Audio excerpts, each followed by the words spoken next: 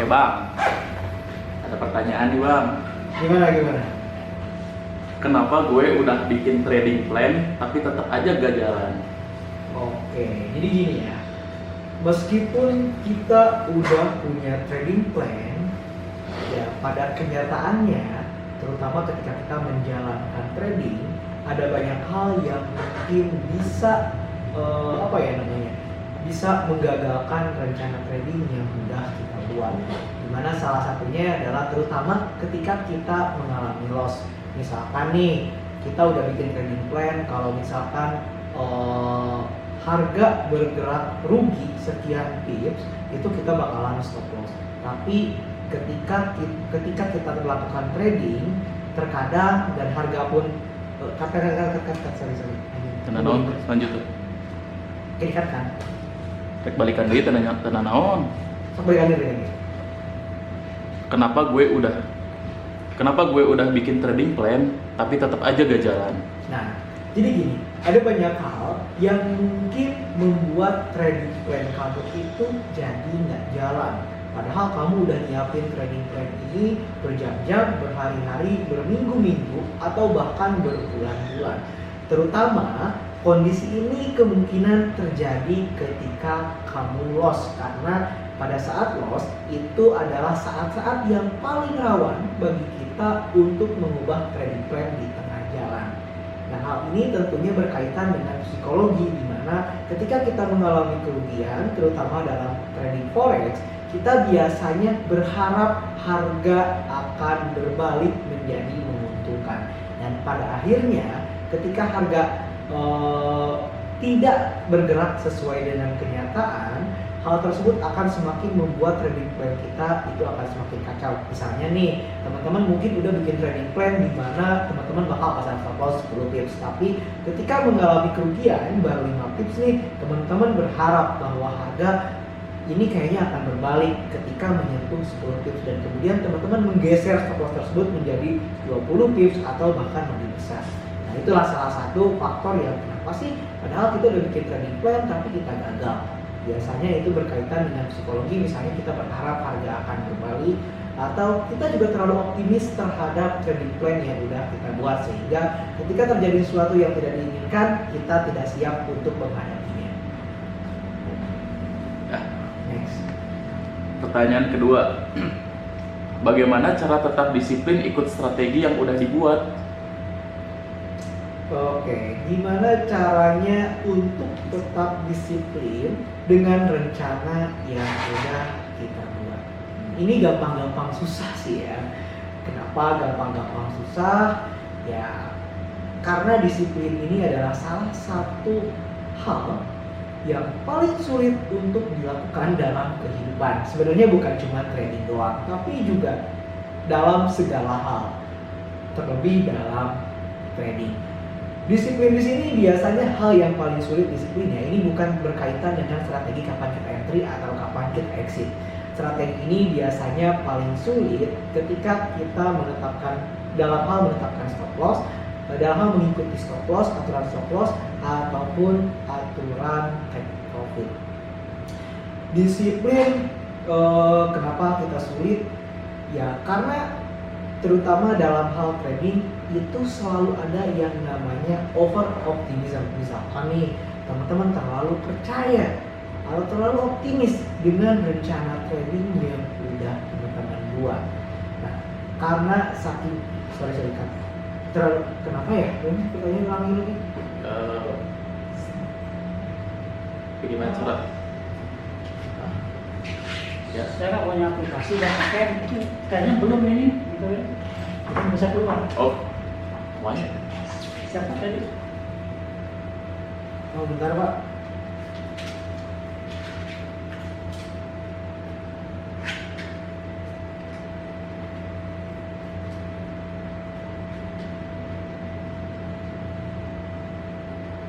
Jika dia lagi hadap, dia itu bisa di scan cuma, itu bisa di scan sih apa nggak bisa keluar. Ya, ada aplikasi. Nah, berangkat tinggal apa? Mohon pertanyaan. Bagaimana cara agar tetap disiplin mengikuti strategi. Bagaimana cara agar tetap disiplin Ikut strategi yang udah dibuat gitu. ikut strategi yang udah Dibuat. dibuat? Kan bisa keluar. Iya, sekarang ada Pak. Tadi saya pakai tapi saya nggak ada aplikasi juga.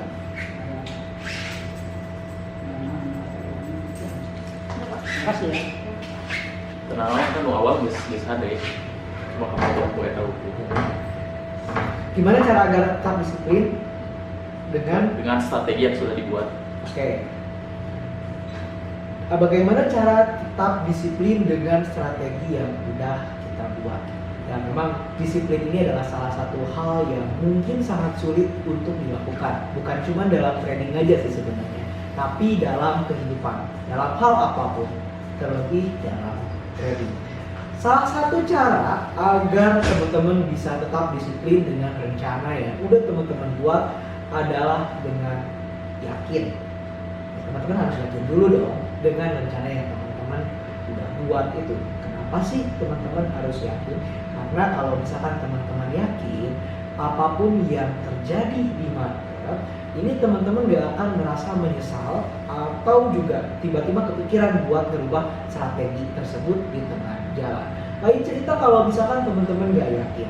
Bayangin kalau misalkan teman-teman gak yakin dengan strategi yang teman-teman udah buat, nah pasti teman-teman ketika mengalami kerugian pasti muncul perasaan tiba-tiba tidak yakin dengan strategi tersebut, dan kemudian pasti mengubah strategi tersebut agar tidak berjalan. Jadi kuncinya untuk tetap menjalankan strategi yang udah kita buat atau disiplin dengan strategi yang udah kita buat, salah satunya adalah dengan yakin terhadap strategi yang udah kita buat. Nah, agar semakin yakin ini gimana caranya?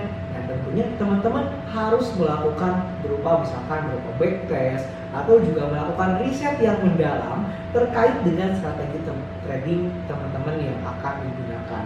Jadi dari sana kalau misalkan teman-teman sudah melakukan riset dan melakukan backtest, teman-teman bisa lebih yakin. Dan yang paling penting, strategi tersebut bukan katanya atau kata orang lain, tapi yang paling penting adalah selain kata orang lain atau sumbernya dari internet atau dari AI, dari apapun itu, yang paling penting adalah teman-teman melakukan riset juga sendiri sehingga teman-teman bisa lebih yakin terhadap strategi tersebut. Dan pada akhirnya kalau misalkan teman-teman udah yakin, teman-teman juga bisa lebih disiplin dalam menjalankan strategi tersebut.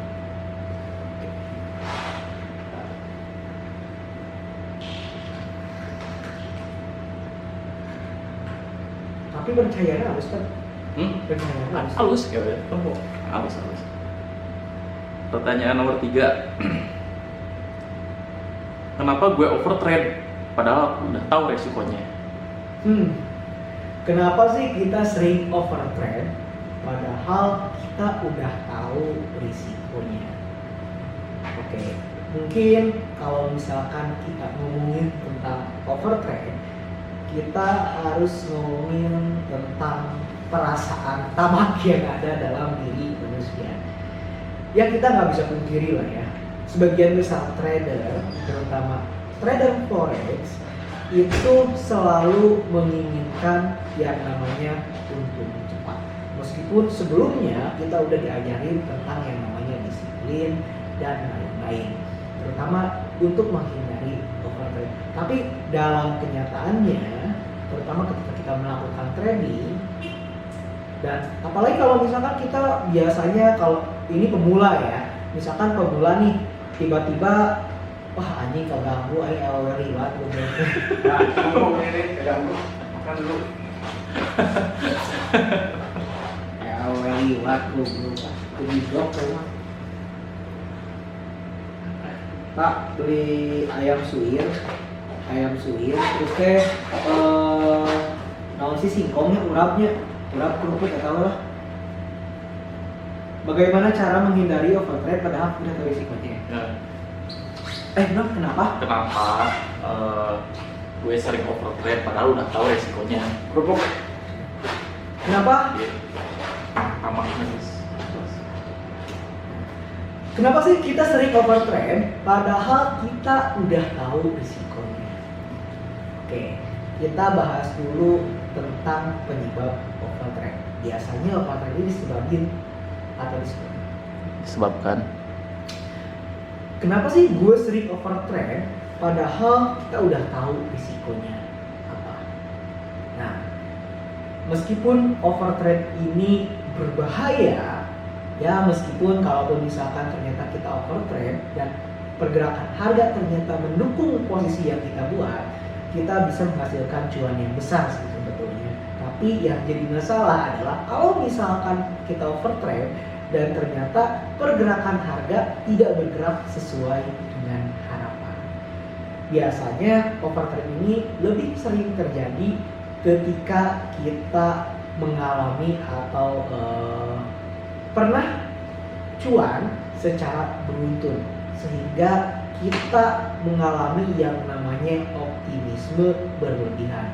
Optimisme berlebihan ini pada akhirnya bisa memunculkan harapan bahwa strategi yang kita gunakan itu udah pasti selalu benar, tidak mungkin salah.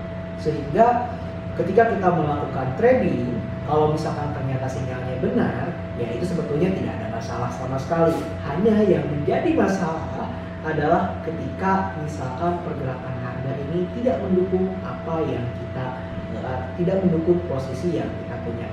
Misalkan nih teman-teman yakin atau terlalu yakin dengan analisa teman-teman yang memperkirakan harga emas ini akan kembali turun. Nah, kita tahu bahwa harga emas dalam beberapa bulan terakhir ini terus mengalami kenaikan. Tapi di sisi lain, karena teman-teman percaya bahwa harga emas ini bakalan turun, terutama setelah beberapa transaksi sebelum-sebelumnya, teman-teman ini selalu berhasil menerapkan strategi tersebut. Lalu kemudian membuka posisi sell emas misalnya di 3.200. Tapi karena pergerakan harga emas ini terus naik dan teman-teman terlalu yakin dengan apa yang teman-teman perkirakan, teman-teman ini jadi terlalu optimis terhadap pergerakan harga emas yang diperkirakan akan turun. Nah, pada akhirnya ketika harga emas terus naik, teman-teman bukannya menutup posisi atau cut loss, tapi teman-teman malah melakukan overtrade dengan harapan ketika melakukan atau membuka posisi lebih banyak, teman-teman bisa membalikan posisi yang rugi menjadi untung dalam sekejap atau secepatnya. Oke, itu seperti itu sih. pertanyaan keempat. Kenapa gue sering ganti metode setelah satu ada yang loss? Kenapa gue sering ganti metode setelah mengalami satu kali loss? Nah, biasanya hal ini terjadi kalau misalkan teman-teman menggunakan metode yang katanya ini metodenya bagus, katanya metode ini akurat, katanya dengan melakukan metode ini teman-teman bisa jadi cepat kaya, padahal kenyataannya tidak semudah itu. Nah, karena faktor katanya ini, artinya teman-teman gak sepenuhnya yakin dan belum melakukan riset secara mendalam terkait metode atau strategi trading yang teman-teman gunakan. Dan pada akhirnya, kalau misalkan strategi atau metode tersebut cuan, mungkin teman-teman akan mendewakan strategi tersebut atau mengelu-elukan strategi tersebut dan mungkin akan menyebarluaskan dengan catatan, wah ini adalah strategi yang paling bagus saat ini dan kemungkinan kita bisa cuan cepat atau bahkan menjadi kaya dengan cepat. Tapi karena teman-teman tidak melakukan riset secara mendalam, nah tentunya kita harus ingat bahwa tidak ada satupun metode atau strategi trading yang 100% akurat. Nah, permasalahannya adalah teman-teman dari awal ini udah brainwash atau percaya bahwa strategi ini itu sangat-sangat akurat sekian persen. Tapi permasalahannya adalah ketika strategi atau metode yang tersebut tiba-tiba mengalami loss, teman-teman akan muncul keraguan apakah strategi ini akan terus berjalan atau tidak. Sehingga pada saat itu teman-teman pasti terpikir untuk mengganti metode yang lainnya. Atau bisa juga terjadi karena teman-teman terlalu perfeksionis. Perfeksionis ini adalah teman-teman pengen strategi teman-teman itu pasti 100% berhasil. Sehingga ketika mengalami satu kali loss, teman-teman langsung ganti strategi. Padahal itu adalah bagian dari risiko, tidak sepenuhnya salah. Dan harap diingat bahwa tidak ada satu buah strategi atau metode yang 100% akurat atau benar. Dan setiap metode ini pasti ada yang namanya risiko. Kita tidak bisa menghilangkan yang namanya risiko. Yang bisa kita lakukan hanyalah meminimalisir risiko. Oke. Selanjutnya itu kumanya ngenana pertanyaan nanti kenapa gue sering take profit terlalu cepat, emang ayah gitu bahas. Oh, pertanyaan selanjutnya kenapa gue sering take profit terlalu cepat? Kenapa sih kita sering take profit terlalu cepat? Oke, di dalam trading forex itu ada salah satu istilah yang namanya ABC atau asal biru cross. Teman-teman ngerti lah ya apa definisi dari asal biru cross ini ya. Kalau misalkan terutama kalau misalkan pakai MetaTrader, biru itu kan identik dengan profit. Nah, biasanya rata-rata trader pemula yang belum mengerti tentang money management atau risk management itu hanya mengandalkan kalau misalkan berwarna biru meski terlepas dari jumlahnya berapa, meskipun baru beberapa poin, tentunya teman-teman langsung melakukan take profit atau cross posisi. Kenapa sih hal ini bisa terjadi? Biasanya hal ini disebabkan oleh adanya ketakutan dari teman-teman bahwa harga akan berubah atau berbalik menjadi merugikan. Sehingga dalam hal ini karena teman-teman khawatir atau takut, teman-teman lebih memilih untuk melakukan take profit atau close posisi lebih awal dari yang semestinya. Jadi misalkan nih teman-teman sebelumnya udah menetapkan bahwa teman-teman bakal take profit atau menutup posisi setelah teman-teman profit 10 pips. Tapi karena adanya keraguan-raguan, nah teman-teman misalkan baru juga utuh 1 pips, teman-teman langsung take profit atau menutup posisi. Jadi pada dasarnya hal ini biasanya ditimbulkan karena adanya keraguan-raguan. Lalu cara mengatasinya bagaimana? Ya balik lagi, teman-teman harus yakin atau percaya terhadap strategi yang teman-teman gunakan. Jangan setengah-setengah. Sehingga ketika teman-teman yakin terhadap strategi yang teman-teman gunakan, teman-teman bisa lebih yakin dengan misalkan teman-teman ingin TP-nya atau profitnya 10 pips, ya pasti teman-teman bakal ngikutin atau nunggu harga hingga menghasilkan untung 10 pips gerakan ABC atau asal biru cross. Selanjutnya gimana cara disiplin stop loss? Gimana cara disiplin stop loss? Oke.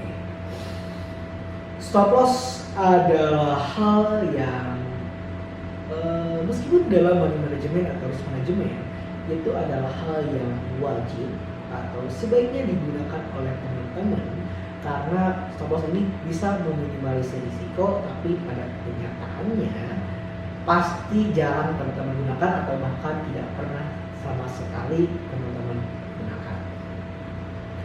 Untuk ulangi cara Gimana cara disiplin stop loss?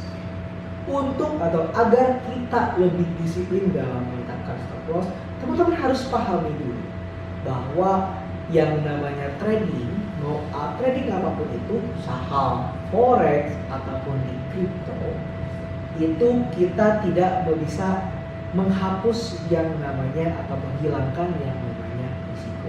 Yang bisa kita lakukan adalah hanya meminimalisir risiko. Nah, meminimalisir risiko ini caranya bagaimana? Nah, salah satu cara yang bisa digunakan itu adalah dengan menggunakan stop loss. Dengan menggunakan stop loss, teman-teman bisa meminimalisir risiko yang mungkin terjadi ketika teman-teman atau pergerakan harga di pasar bergerak tidak sesuai dengan prediksi kita.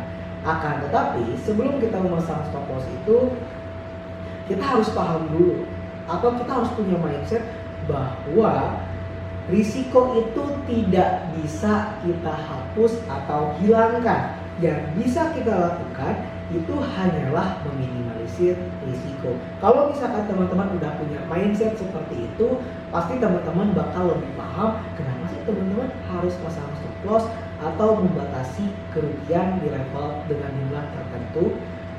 Nah, tujuan akhirnya adalah untuk membatasi risiko tersebut.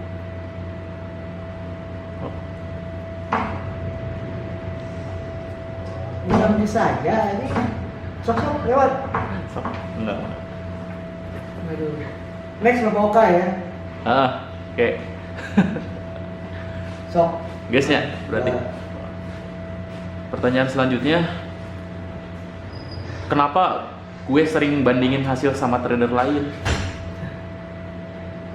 Kenapa sih gue selalu bandingin hasil trading sama trader lain? Bandingin hasil dengan trader lain ini sebetulnya bisa menimbulkan dua hal. Yang pertama itu bisa menjadi motivasi, yang kedua itu bisa menjadi iri. Kalau misalkan teman-teman membandingkan hasil trading sendiri dengan orang lain kemudian menjadi termotivasi ingin menjadi seperti mereka yang sudah sukses atau menghasilkan uang banyak dari trading, itu bukanlah suatu masalah. Namun yang jadi masalah adalah ketika teman-teman membandingkan hasil trading sendiri dengan orang lain dan pada akhirnya teman-teman iri. Ini yang menjadi masalah. Kenapa sih? Lalu kenapa sih kita selalu membandingkan? Nah, ada beberapa penyebabnya. Mungkin teman-teman ingin tahu atau ingin skip man, pertanyaan kan ada rumit ya ini. Itu iri dengkinya berarti. Iri dengki lah. So intinya jangan atau gimana? Intinya Baik atau buruk katanya. membandingkan hasil trading kita dengan orang lain ini adalah kalau misalkan teman-teman ingin mencari motivasi, nah teman-teman bisa membandingkan hasil trading teman-teman dengan hasil trading orang lain yang udah sukses. Itu tidak ada masalah. Tapi sebaiknya teman-teman tidak membandingkan hasil trading teman-teman ini dengan orang lain untuk menjadi bahan menjadi iri. Nah, karena itu dosa. Dan harus ingat juga ya teman-teman bahwa rumput tetangga selalu terlihat lebih hijau. Daripada fokus pada profit orang lain, lebih baik teman-teman fokus pada profit diri sendiri. Karena semua trader pada intinya memiliki tujuan yang sama, yaitu untuk menghasilkan uang. Dan ingat, tujuan dari teman-teman trading itu adalah untuk menghasilkan uang, bukan untuk membandingkan hasil trading teman-teman dengan hasil trading dengan orang lain. Halus tidak ini? Kalau buat ngejek teman, misalkan profit kita lebih besar tapi profit orang lain kecil, itu gimana? Itu sebaiknya tidak ya. Kenapa sebaiknya kita tidak menggunakan hasil trading kita untuk mengejek hasil trading orang lain? Kita harus ingat loh, yang namanya trading itu gak ada yang tahu kedepannya bagaimana. Mungkin teman-teman saat ini sedang untung sehingga bisa menyombongkan diri. Lalu apa yang terjadi kalau ternyata setelah menyombongkan